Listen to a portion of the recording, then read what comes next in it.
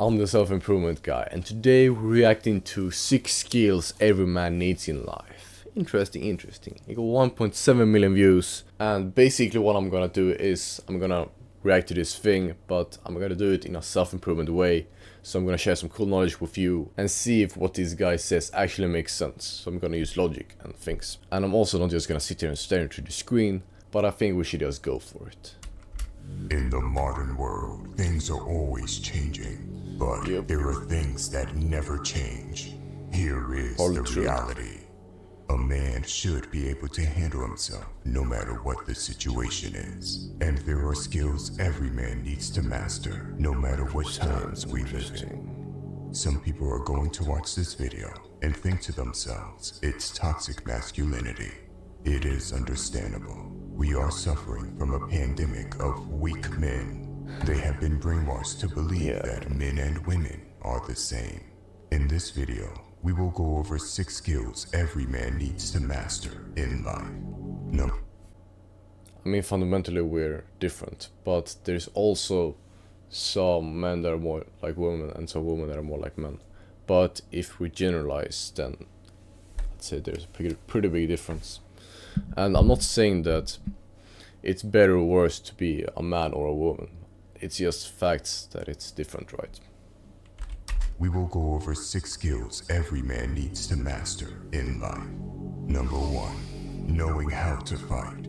It doesn't matter if you are a businessman, a doctor, or a comedian. If you don't know how to fight, you lack masculinity. Why? Getting into brawls or street fights is something everyone should avoid, but that doesn't mean basic fighting skills should be avoided. Let's go over a situation. I mean, one reason to get into fighting, I suppose, is to build discipline. But I don't know. I'm curious to see what he's gonna say because I haven't really learned how to fight, and I think he was doctor or a comedian. If you don't know how to fight, I wonder why he thinks you lack masculinity because you don't know how to fight. It's an interesting statement. He didn't really go in any deeper into it.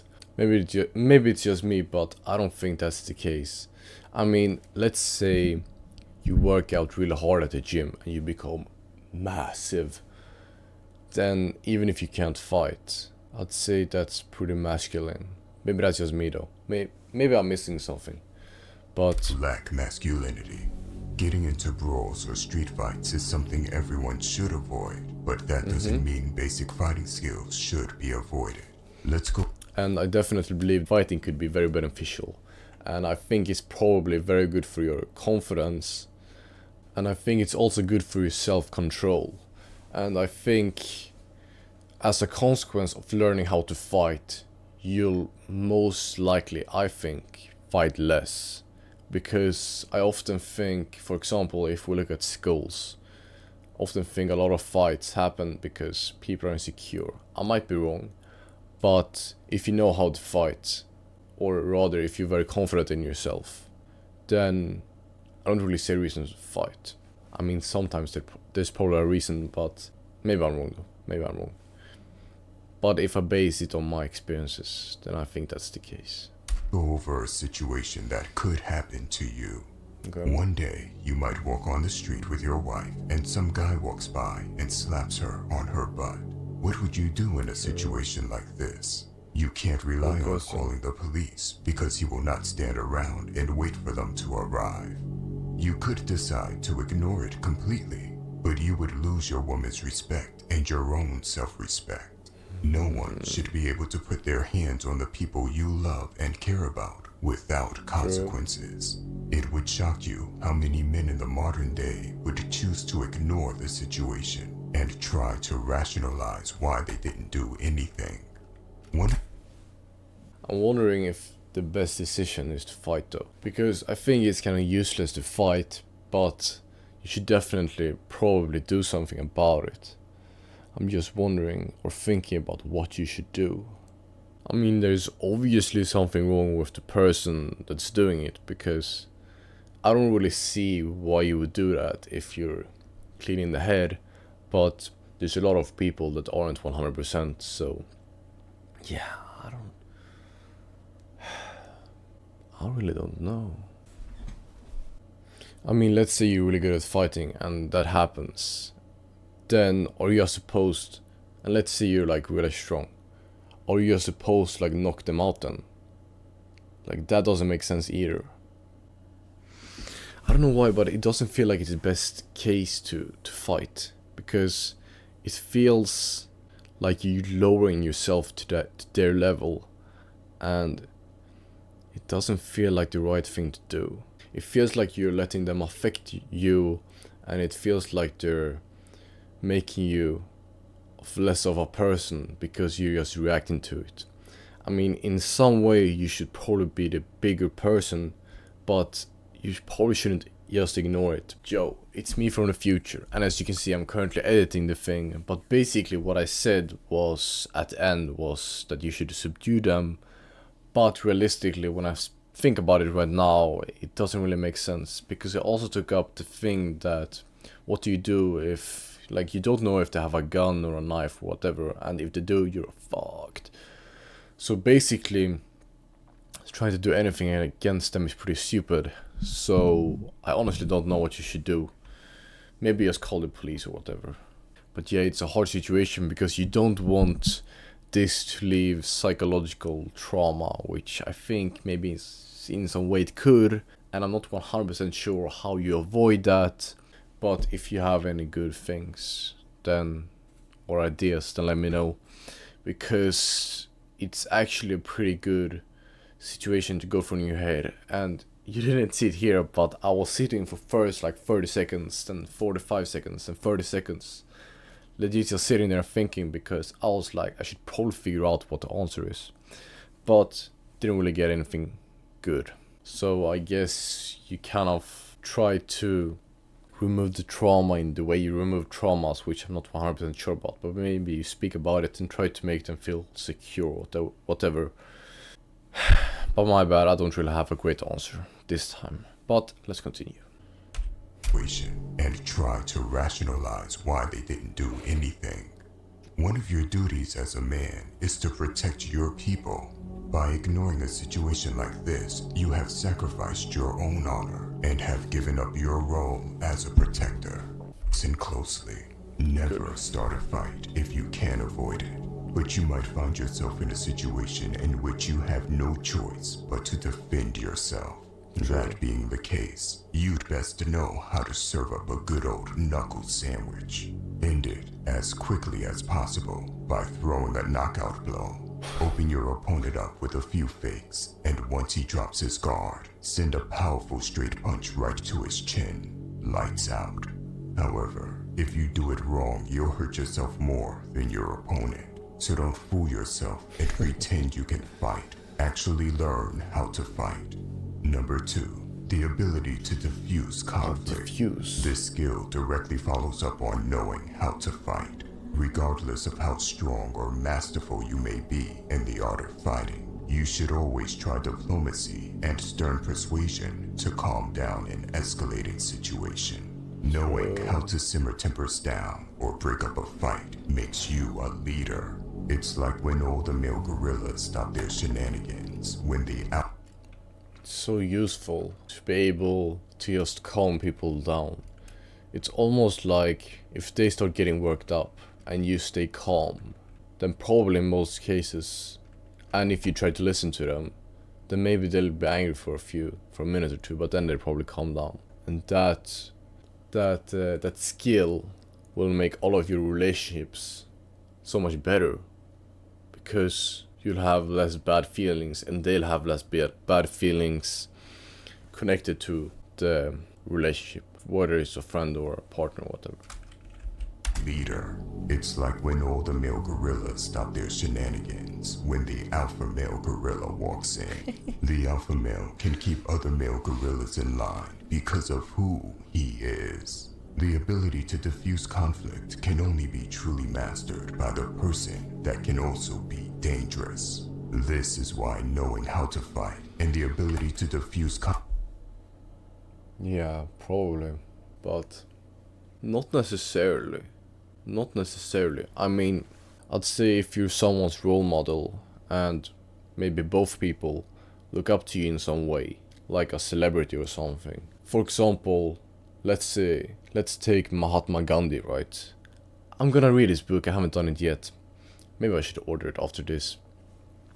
I'm not too familiar in his story, but I'm pretty sure he was against violence, and he was still able to influence a lot of people. So I don't only think it's the people, or I'd say it's the person that's dangerous that can do it, but not necessarily. But you can also be dangerous in a lot of ways. For example, I'd say maybe if you have a lot of power, then you can probably diffuse it. Not as cleanly, but definitely if you're an influential figure, then I believe you can also do it. But I guess that only works in certain situations. I mean, if you're really dangerous, then maybe it will work in more situations. I'm not 100% sure. But it's also like, if you live in a place where there's guns, then this doesn't really work, I think. If you're not a leader of a lot of people, and doing harm to you will mean basically definite harm to them. But yeah, I don't live in that place. But guns are illegal in my country. But I think there's quite a few of them. I don't really know how strict the laws are. I don't have one. I wonder if I'd have one if it was legal. I don't know. Dangerous. This is why knowing how to fight and the ability to diffuse conflict go hand in hand. Number 3, have a strong presence. Have you ever noticed that some men have a strong presence? A presence that, when this man walks in the room, he commands respect, even without saying a word. What if I told you it's not some magical gift these men have, but it's actually a skill that can be learned? You see, this presence is an accumulation of many small things and habits. I guess, I mean, sometimes people that I don't know come in and they have some presence, but I also think people could have a special presence about them if, for example, it's someone that you look up to. But yeah. You need to be a strong man with a firm handshake. Look people in the eye when you talk to them, and walk with your chest out. When you make eye contact with another man, you nod your head and acknowledge them. The truth is that charisma is a learned behavior. True, yeah. He's definitely onto something. I'm not saying I'm really good at this though, but in most cases I don't really care. It would probably be a pretty cool skill to develop though. A skill. The truth is that charisma is a learned behavior, a skill. I don't think it's necessarily needed in life, but I think it could be very, I don't know, maybe it's beneficial. To be developed in much the same way that we learn to walk or practice vocabulary when studying a new language. Now, I will say that a lot of guys fake these things and it never works. Everyone recognizes a faker, the guy who squeezes the hand as hard as he can, or he stares people in the eyes to try and intimidate them. Don't be this guy. Yeah, I mean, if you're truly confident and this is like a part of you, then you'll just do it naturally, I suppose. I might be wrong though, because I don't have this skill. He stares people in the eyes to try and intimidate them. Potential. Don't be this guy. The best way to learn this skill is to surround yourself with real men. Look at what they do, learn from them. This could be your own father, a mentor you have, or other men such as men you know from a fighting club. Fighters are often the most respectful and peaceful guys, yet they command respect and carry themselves well. Number 4, deep critical thinking. The ability to think deeply on a range of... I'm not necessarily convinced though, because, I don't know, maybe I'll do it in the future, but I don't see it as a top priority, and I think it takes a shit ton of time, and I'm not 100% sure if it's worth the investment. Maybe.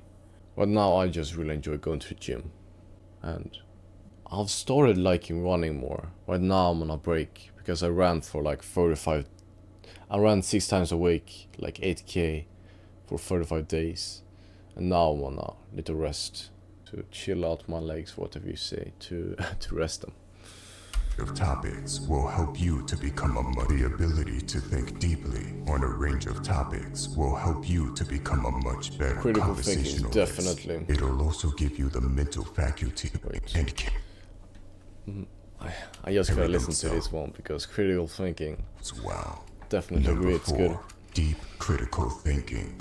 The ability to think deep. That's basically what we're doing as well.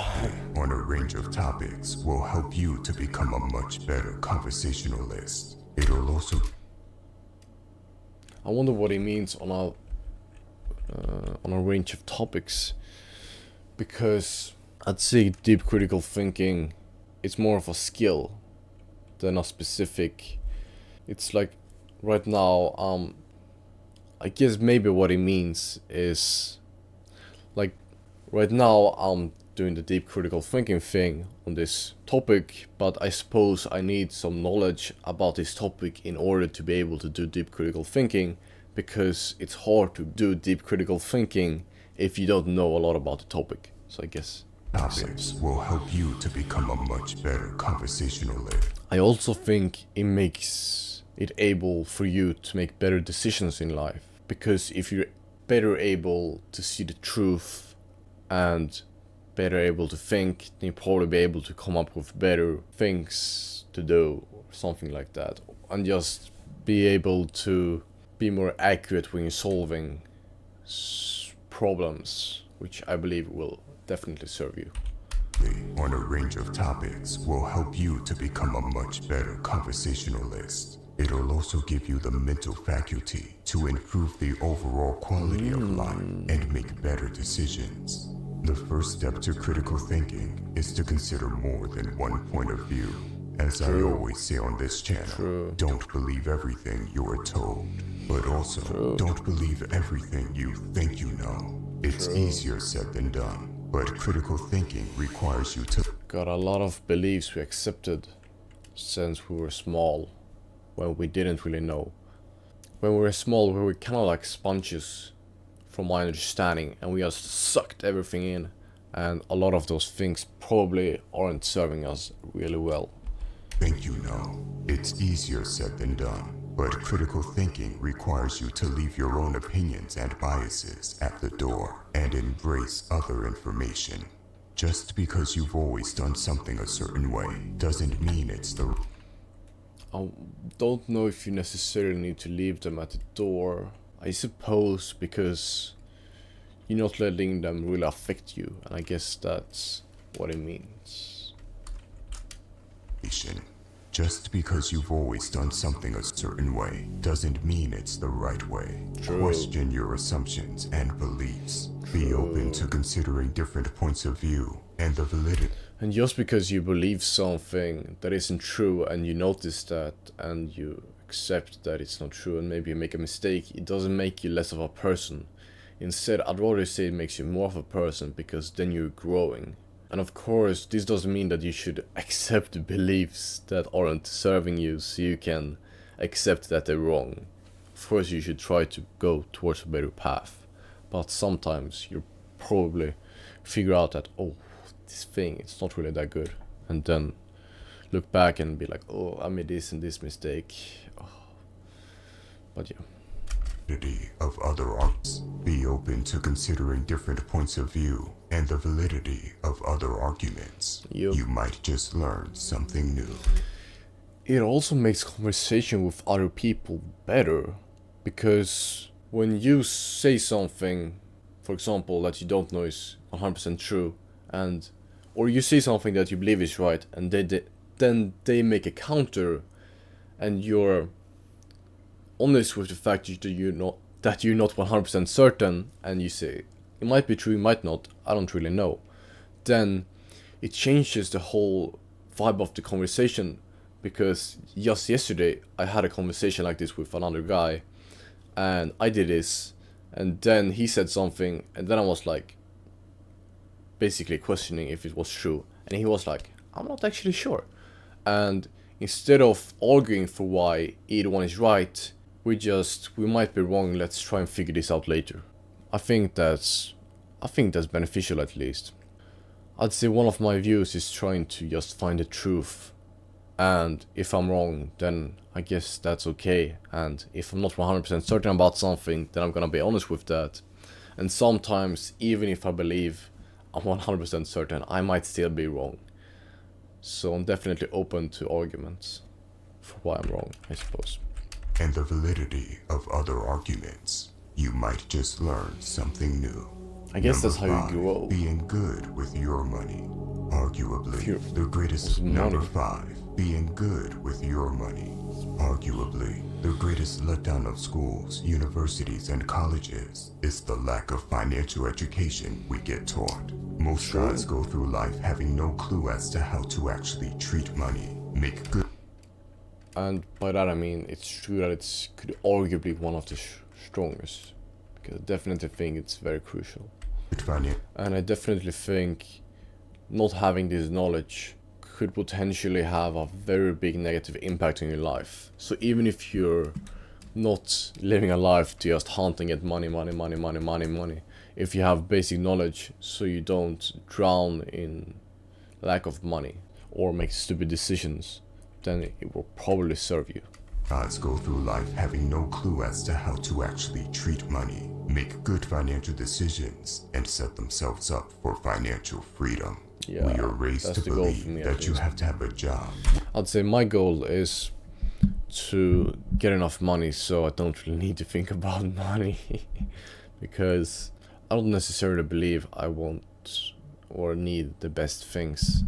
I just want enough things so I can live a cool life and so I can focus my attention on the things I want to focus on, like my purpose, which might change slightly directions during my life.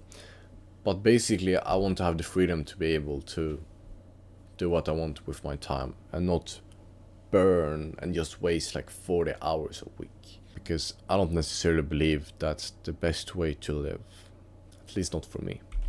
For financial freedom, but that doesn't mean that I'm gonna spend more time than that actually doing what I want to do, because if I'm doing what I want to do and I earn money through that, then it's what I want to do, so I'm just gonna do it as much as I can, and maybe I'll leave some space here and there for other things that I believe will be good, like learning more things so I can widen my mind, training my body, taking care of my body in the other different ways, like going outside, breathing exercises, and then meeting people.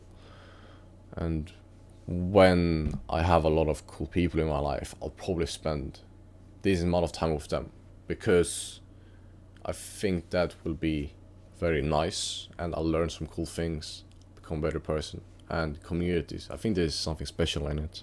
Yeah, I definitely believe in the thing that if you live not just for yourself but for others as well, then you'll have a stronger reason to live, and therefore you'll probably partially live better, but I think longer as well. I might be wrong though, but I think financial decisions and set themselves up for financial freedom. We are raised to believe that you have to have a job where you earn a salary, nothing more than that. If you can start shifting your financial mindset, then you can start making changes for the better. A famous finance book that helped a lot of people and forced them to look at money from a different perspective is Rich Dad Poor Dad by Robert Kiyosaki. Start learning about money as soon as possible. I watched a lot of YouTube videos, and there was a time when I was listening to even investment podcasts, and I read a few books. I started reading that one, but I didn't really read it. I listened to him a few times though, so I'd say my knowledge about it is decent. It's not amazing, I think it's decent. It's not enough to make really good financial decisions, but right now I don't really have that much money anyways, so I figured, why not just start? I mean, you should probably know the basics in the beginning, but shouldn't you focus on getting money that you can invest instead of learning how to invest when you don't have money? But you should probably learn slowly, like, you should probably start learning basics of investing, because you probably waste a lot of, I don't know.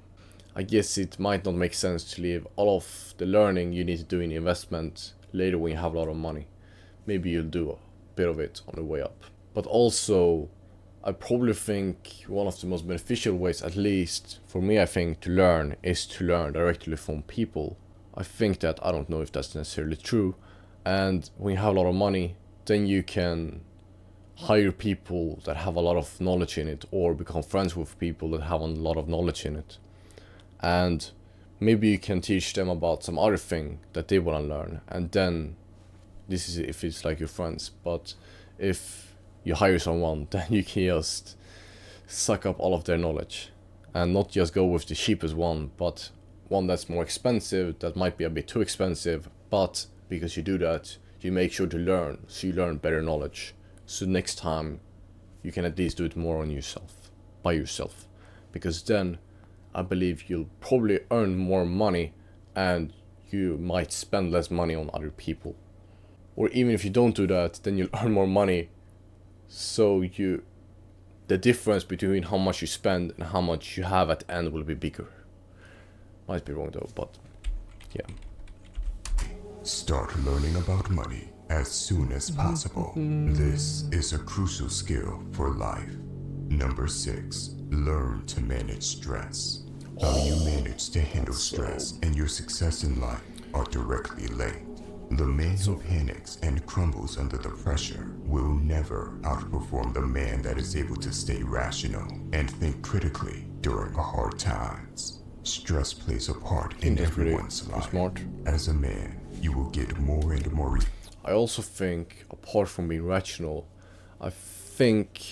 because I think one thing rationality, or whatever you call it, can do is it can take you so you're not deep down in the migraine problem, but a bit back, and then you can better sort out your mind, so you're not as stressed. But then you can also do things like Wim Hof breathing exercise, for example, because then you'll physically calm down your body.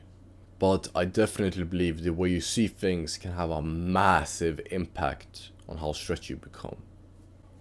Stress plays a part in everyone's life. As a man, you will get more and more responsibilities in life, and that can become stressful. Probably. Many stressful situations in life arise because we procrastinate. If you find you are always doing things last minute, or... Yeah, I definitely believe procrastination is a habit that's probably not the most beneficial, and it's better to get rid of sooner rather than later. Partially because you become less stressed, because you have less things to do. And there seems to, a lot of the times in life, problems just arise from seemingly nowhere.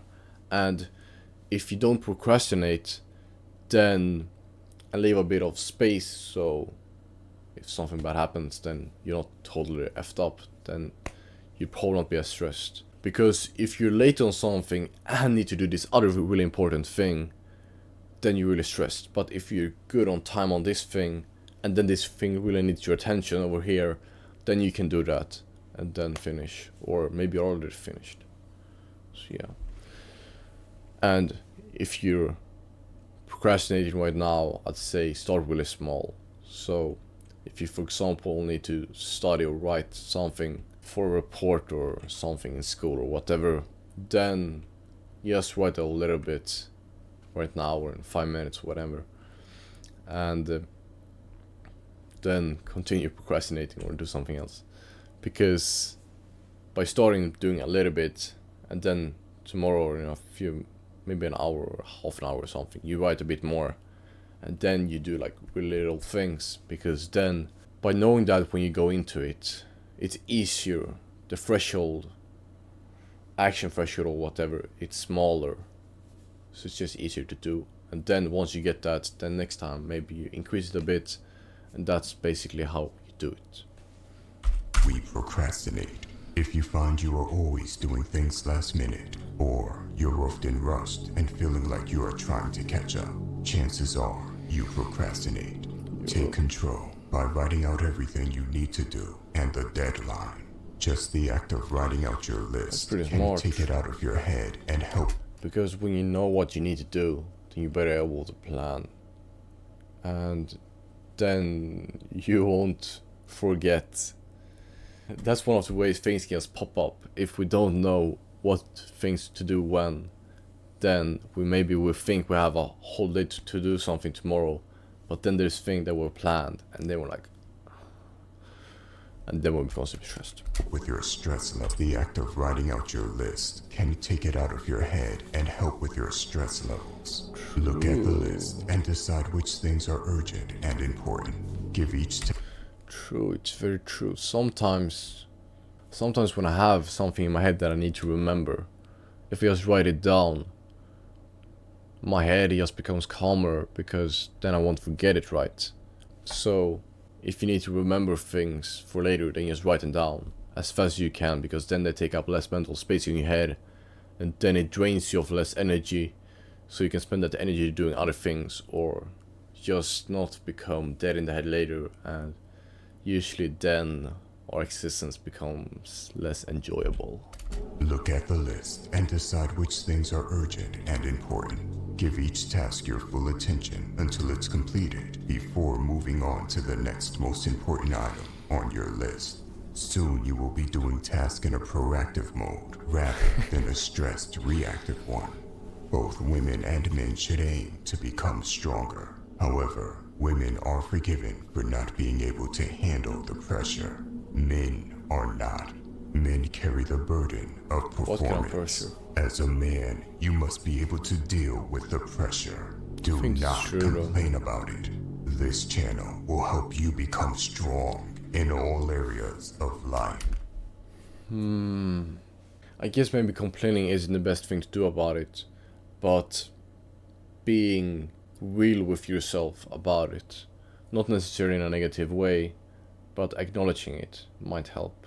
I'm not 100% sure about that, but I think it could help. Complaining, that's probably not best. This channel will help you become strong in all areas of life. By the way, if you want to level up in life, don't forget to show some love by hitting the like and subscribe button. Sure. Until next time. I'll even give you a subscribe, man. So, like and subscribe, of course. And if you want me to react to any special videos, let me know. And have a good day. Peace. Or night. If it's night, then you should probably sleep now. Good night.